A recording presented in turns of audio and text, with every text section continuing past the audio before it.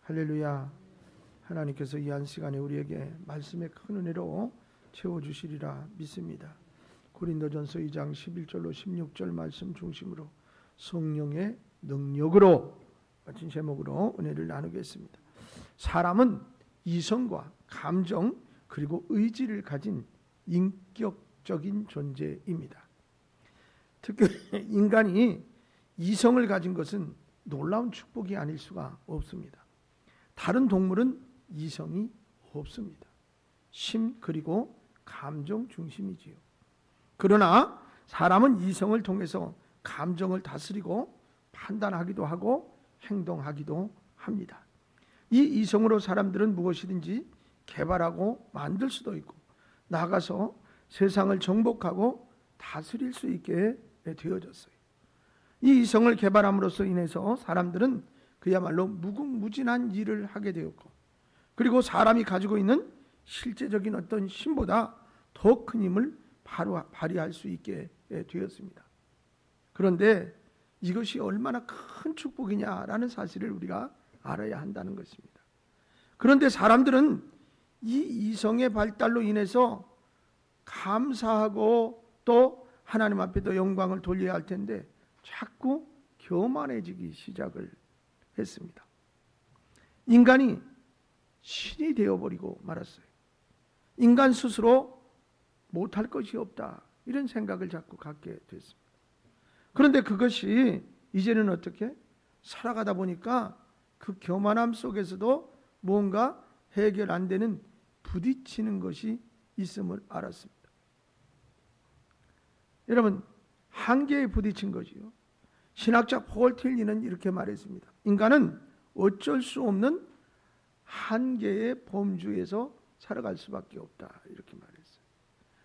그는 네 가지 한계에 대해서 말했는데 첫째는 시간의 한계입니다. 우리는 하루 24시간 그리고 우리가 살아가는 일생의 시간 안에 있을 뿐이다. 다시 말하면 영원하지 못하다 그 말입니다. 네. 우리는 살아있는 동안에만 시간을 쓰며 살아갈 수 있어요. 두 번째로는 공간의 한계입니다. 아무리 날고 뛰어봐야 제한된 공간 속에서 살아갈 뿐입니다. 그렇지 않아요? 물론 지금은 여러 가지 과학적인 것이 발달해서 저 대륙 끝에서 끝에까지 비행기로 그저 하루 이틀이면 날아가는 그런 세상에 살고는 있습니다만, 그러나 공간의 제약은 당연히 받을 수밖에 없습니다. 세 번째는 인과율 안에서 원인으로 인한 결과에 쫓기며 살고 있습니다. 심은 대로 거둔다는 겁니다. 네 번째로는 실체의 한계입니다.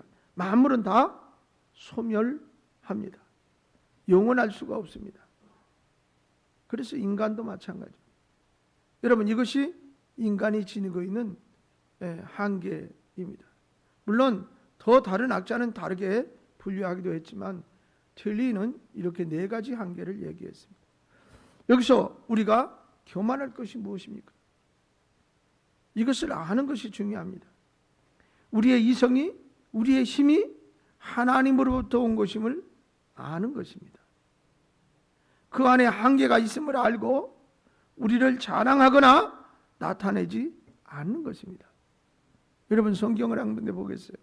예레미야 9장 23절 24절 말씀인데 우리 다 같이 한번 말씀을 읽어보겠습니다.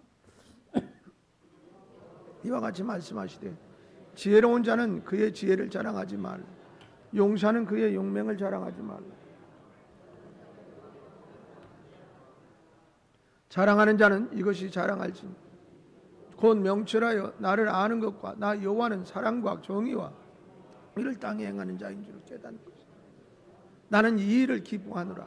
여호와의 말씀입니다. 지혜와 힘과 부를 자랑하지 말아라. 그렇게 말씀하고 계세요.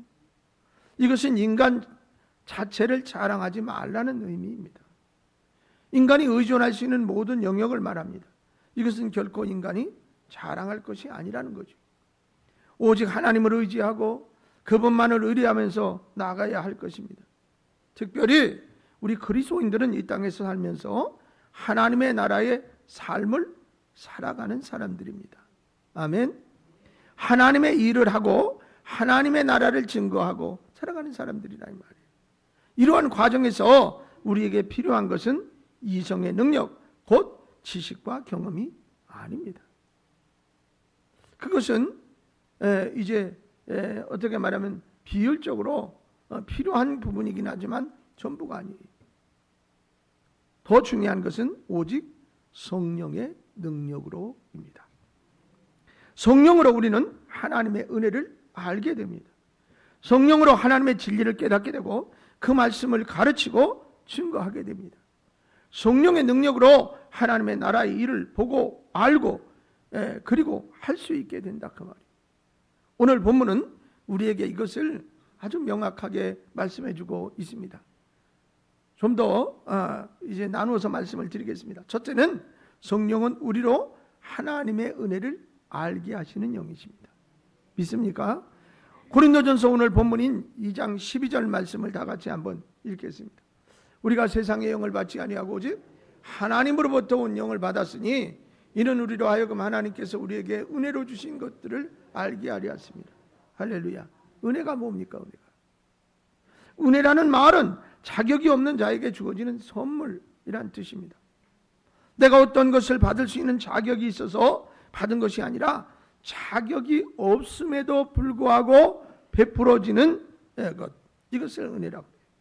그래서 성경이 말하는 은혜란 예수 그리스도를 통해서 우리에게 주신 십자가의 구원과 영생의 은혜, 그리고 나아가서 이 땅에서 하나님의 영광을 위해서 살 수 있도록 베푸시는 은사들을 말하는 것입니다. 자, 그런데 이 하나님께서 우리에게 베푸시는 이 은혜를 어떻게 알 수 있습니까? 많은 유대인들이 그리스도를 만났습니다. 그리고 그들은 예수님께서 십자가에 죽으시고 부활하신 것을 눈으로 봤어요. 목격했습니다. 또 그 의미에 대해서도 이미 들었습니다. 그런데 그들 가운데 여기에 하나님의 은혜가 담겨 있다는 것을 아는 사람과 모르는 사람들로 나뉘어지는 것을 볼 수 있습니다. 여러분, 아는 사람은 성령의 능력을 힘입은 사람들이었습니다.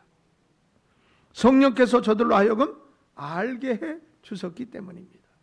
여러분, 그리고 회개하며 그 은혜를 받아들이기 시작했습니다. 이것이 중요합니다. 은혜를 알고 그 은혜를 받아들이면서부터 하나님의 사람이 됩니다. 그런데 그 은혜를 은혜로 알게 하는 것이 성령 하나님이시라 오늘 말씀에 그랬잖아요. 여러분, 먼저 그 은혜를 베푸는 실체를 알게 됩니다. 은혜는 반드시 베푸시는 실체가 있습니다. 그래서 은혜를 생각하는 사람은 반드시 대상을 알게 됩니다. 다시 말하면 이것은 곧 하나님을 안다는 이야기입니다. 네. 은혜를 받았음을 안다는 것은 성령으로 말미암아 알게 된 것이요, 그 은혜의 실체가 하나님이라는 사실을 알게 된다. 그러니 성령이 아니고서는, 성령님의 능력이 아니고서는 내가 하나님이 누구신지, 하나님이 어떤 분인지를 알 수 없어요.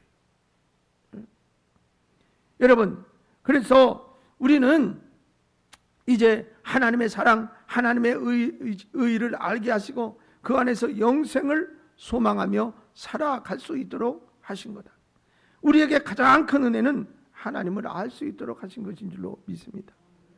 여러분, 이것이 은혜라, 은혜. 나 같은 죄인에게 구원의 은혜를 베푸시고 나가 당신의 일을 맡겨주신 것 또한 은혜다. 사도 바울은 이것이 너무너무 감사했어요. 그가 똑똑함으로 인해서는 뭐 부족함이 없잖아요. 배우기도 남만큼 그 이상 배운 사람이고, 또 신분으로도 보잘것없는 그런 사람, 대단한 사람이었어요. 다른 사람에 비하면. 그럼에도 불구하고 이제 하나님의 은혜를 알지 못할 때는 정말 어떻게 자기 방식대로 신앙생활하는 그런 멋대로 사는 사람이었어요.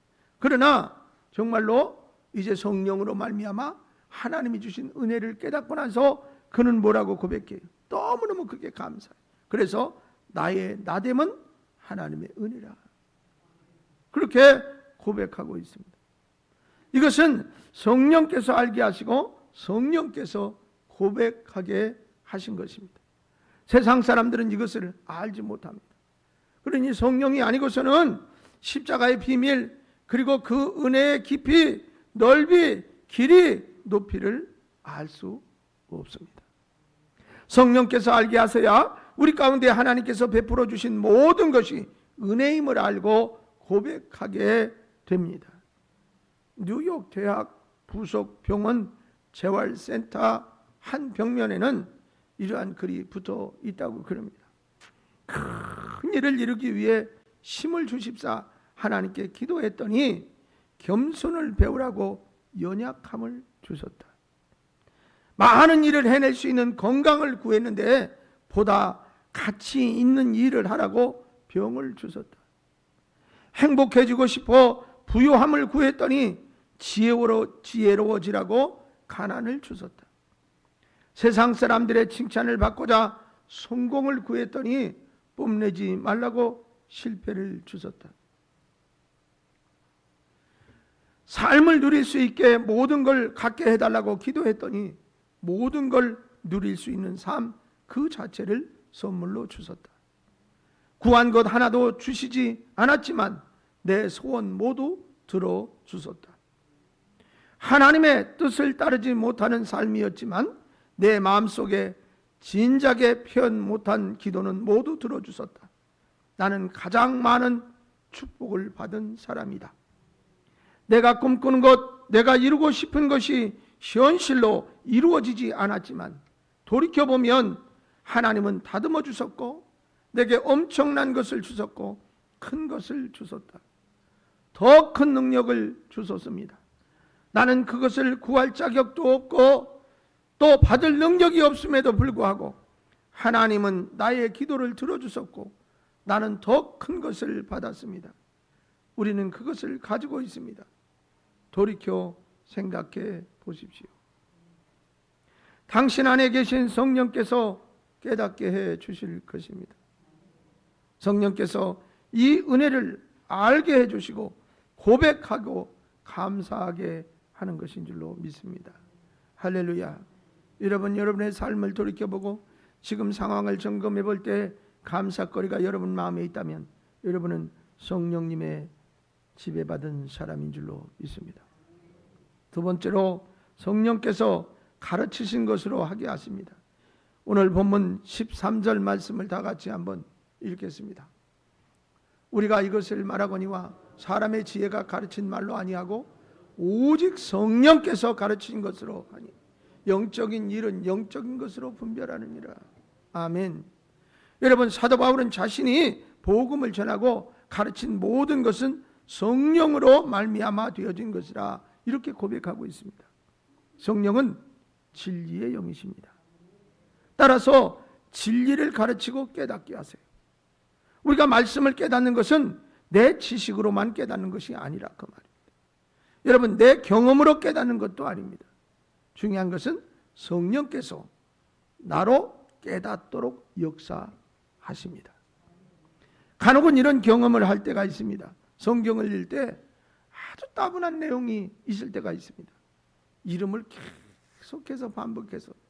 그런데 이게 말이에요. 우리나라 사람도 아니고 그러니까 발음도 잘 안 돼가지고 혀도 잘 안 돌아가. 그런데 그런 사람 이름을 계속 나열하고 있어요. 예. 낳고는 잘할 수 있어. 누구를 낳고 누구를 낳고 누구를 낳고 누구를 낳고 계속 낳는 얘기만 해요. 그럼 좀 지루하지 않아요? 그것뿐만이 아니에요. 또 어떤 때가 지루합니까? 여러분, 별로 큰 의미가 없는 듯해. 그런데 그 장면을 길게 설명하고 있는 본문을 만나면 지루한 것 같아. 이러한 말씀들을 소홀히하고 대충 넘어갈 때가 있어요. 낳고 할 때는 그냥 눈으로 보면서 낳고 그리고 훌딱 넘어가. 내 얘기요.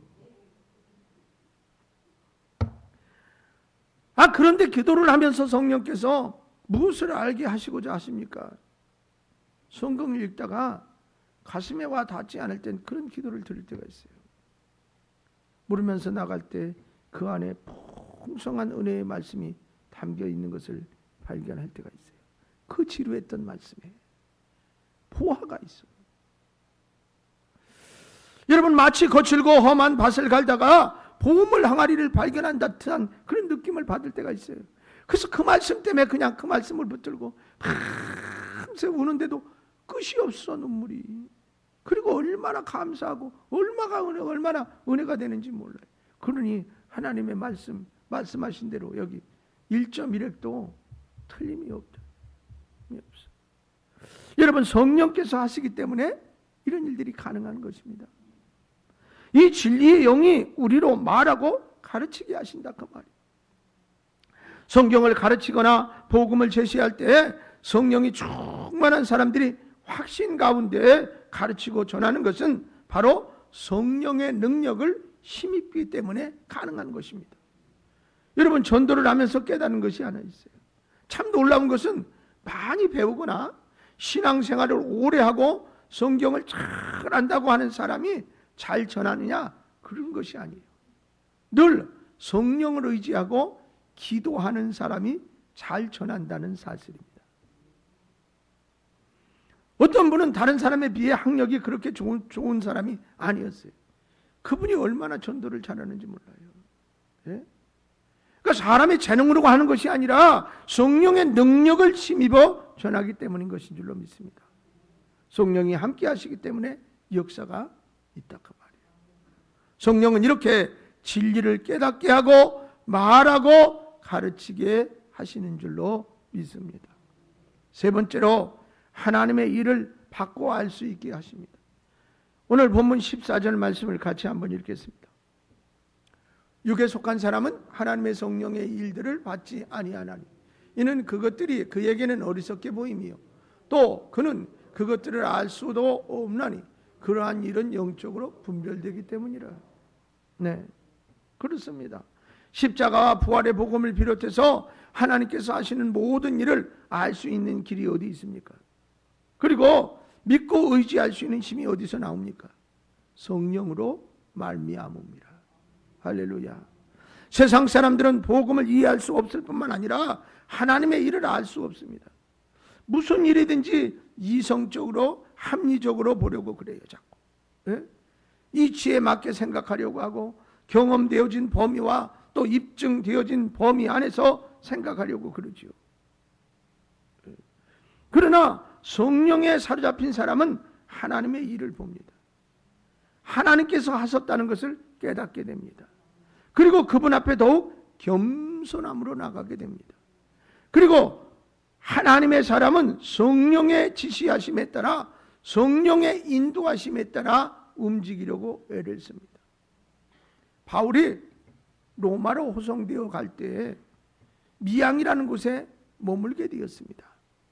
여러분, 이들이 여기서 머문 시점은 10월 중순이 지난 그런 시기입니다. 여기서 선장과 선원들은 다른 항구 곧 베닉스라는 항구로 이동하려고 그랬어요. 그 이유는 이 항구에서는 겨울을 나기가 매우 불편하기 때문입니다. 즉 지중해 연안은 11월이 되면 겨울철이 돼서 일기가 상당히 불순합니다. 그래서 지금과 같이 무슨 훌륭한 배가 아니니 바람으로 가는 그런 배들이기 때문에 다음해 2월까지는 항구에 정박해서 머물러야 합니다. 그런데 이 미항과 베닉스항은 비교가 되질 않습니다. 베닉스는 화려하고 크고 아름다운 도시입니다. 그러니까 그곳에 뭐 즐길 거, 먹거리, 뭐 놀거리 다 잔뜩 있습니다. 그러나 거기에 비해 미항은 너무 미미한 항구입니다. 그러니까 빨리 베닉스항으로 가서 겨울을 나자. 그러니까 약 3개월을 거기서 먹고 즐기고 재밌게 지내야지. 야, 이 답답한 이 항구에서 어떻게 머물러 있느냐, 그런 얘기예요.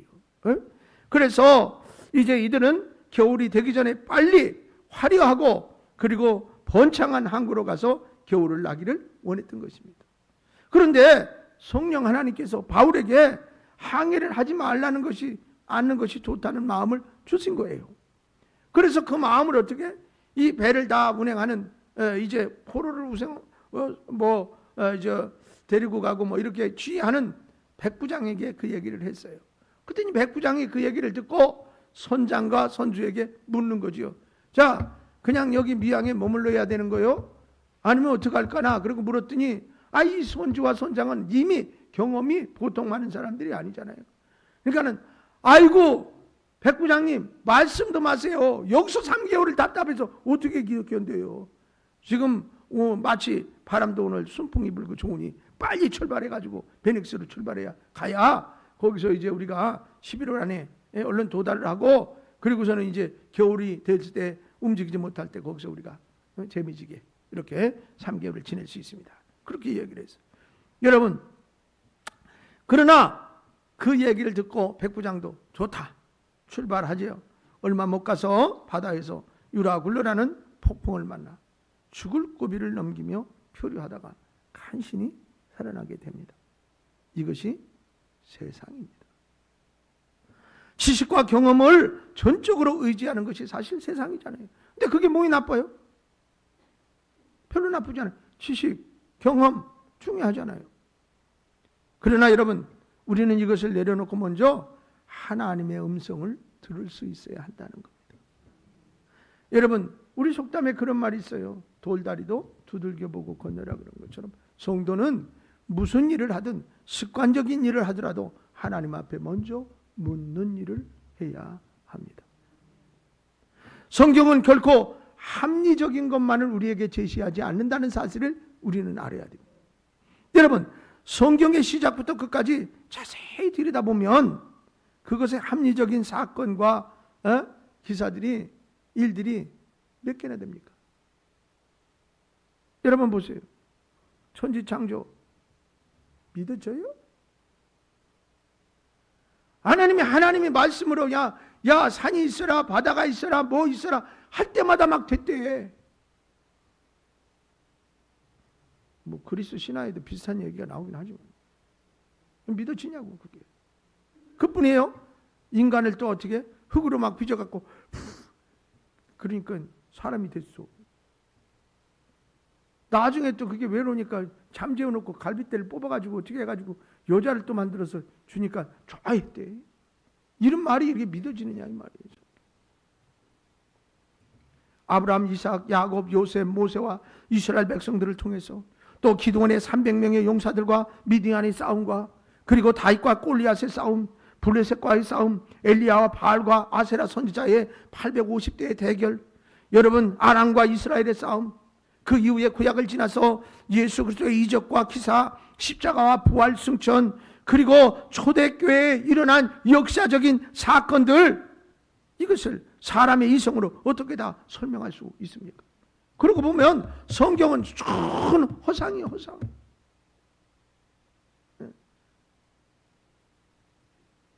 성령을 통해서 볼 때 우리는 이것을 볼 수 있고 믿을 수 있는 것이라. 할렐루야. 그리고 하나님을 의지하도록 성령께서 우리를 인도하십니다. 하나님께서 하실 일이 너무나 많이 있기에 성령을 통해서 알게 하시고 의지하게 하시는 겁니다. 사랑하는 성도 여러분, 우리는 성령의 사람입니다. 성령의 사람은 성령으로 하나님의 크신 은혜를 알게 되고 고백하게 됩니다. 성령으로 진리를 보고 하나님의 뜻을 분별하며 증거하고 가르치게 된다 그 말입니다. 성령으로 우리는 하나님의 일을 보고 하나님의 역사에 참여하게 되는 줄로 믿습니다.